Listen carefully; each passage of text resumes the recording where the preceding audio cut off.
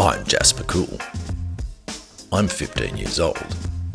And this is a misinterpretation of the true events at the Gunnery. A great untold story of Australian art history. A tale of mainstream versus underground at a time when there was no middle ground.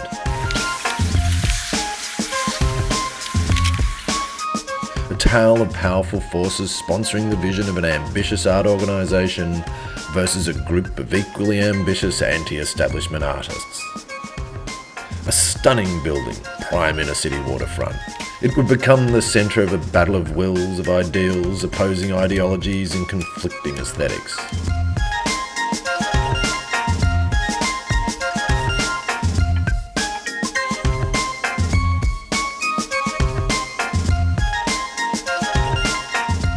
Underground. The Gunnery was the biggest and most prolific underground artist-run collective ever in Australia.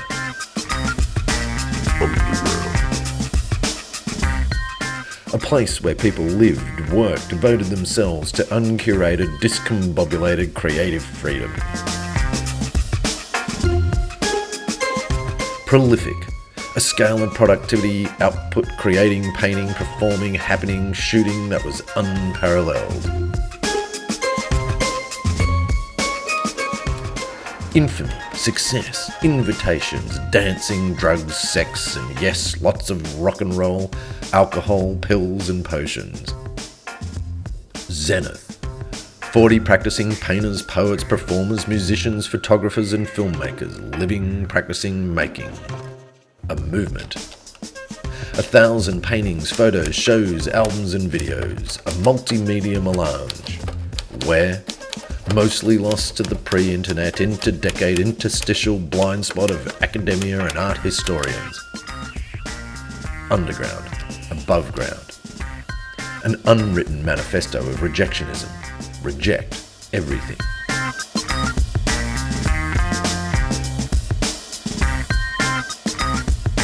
The characters in this play?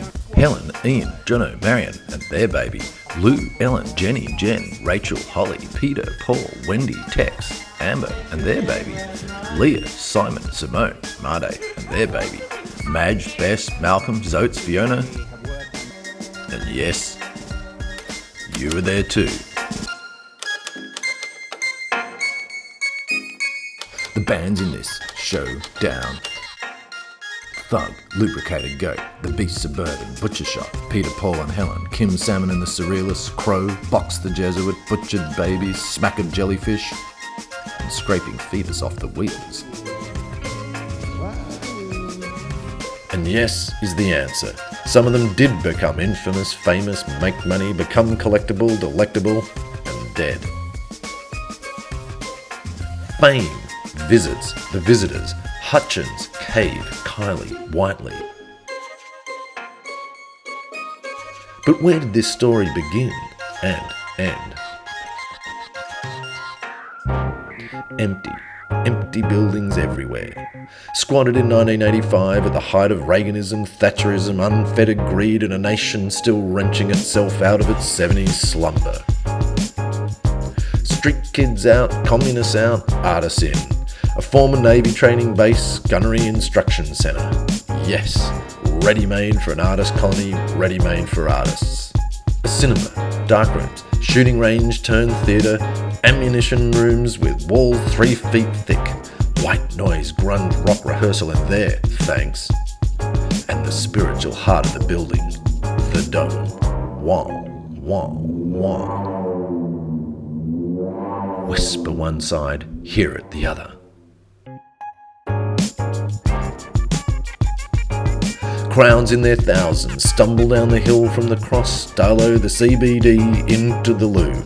That's Wolloomooloo. Experience rock gigs, film nights, art openings, crawl through installations to the annual arts festival to watch trannies, gays, lesbians, tap dancers and prancers performing their stuff. Cheers, jeers, fights and no fear. Cabaret, the devil and his dam.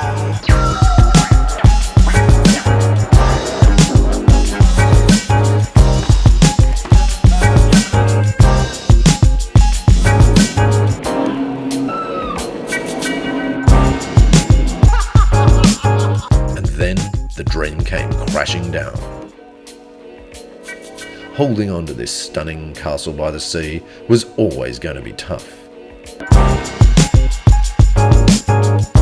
1988, Christmas Day. The eviction notice is served, the battle lines drawn.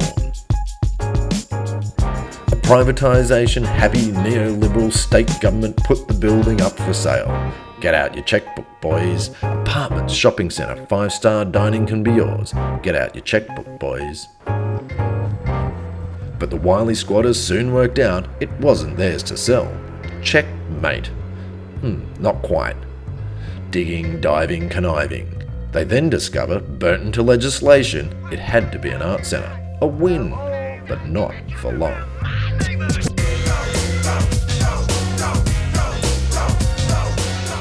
A new battle begins when a wily mob of funded arts bureaucrats obsessed with minimalism zero in and make it their mission to make the gunnery theirs.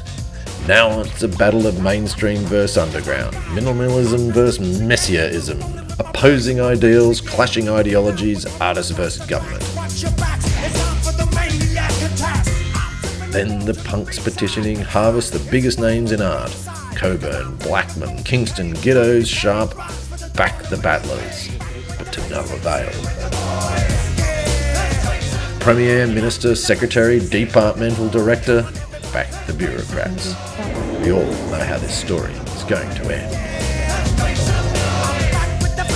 Two tribes battle it out to the death. Court cases, nefarious deeds, and the deal is sealed. Siege. 7 a.m, May 31st, 1991. 20 cops, 20 security guards, a sheriff, and a man from the ministry, Michael, nice guy. Artists out, musicians out, performers out, even the babies, they can go too. Everyone out, out, out.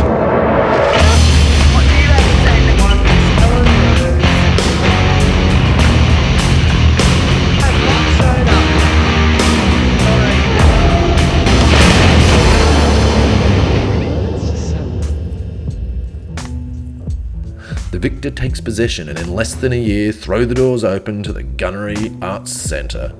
Home to Art Space, Arts Law, the Biennale and the National Association of the Visual Arts. Drowning in acronyms, drowning in paperwork, can't see the sky, it's all limits. And then here I am today. It's nearly 30 years. Here I am today. Jasper Cool, child of the gunnery. Child of the 80s, child of the misfit, misspent youth, yelling out for a chance for the artist to tell their story the way they want to tell it. Jasper Cool, you know the rule. The space creates you. Minimalism has given way to relevance. Jasper Cool, you know the rule. The space creates you. Minimalism has given way to relevance. It's an art space. The space creates you. Perspective, objectivity, time. Jasper Cool. The 21-year-old child was crushed until Jasper grew up and realised the squatter, artist-run colony collective might have actually saved the building, the place, the space. All grown up. Romanticism gives way to pragmatism, anger to acceptance. Here I am, all grown up, at the Gunnery Art Centre. Maybe we won. The space creates you.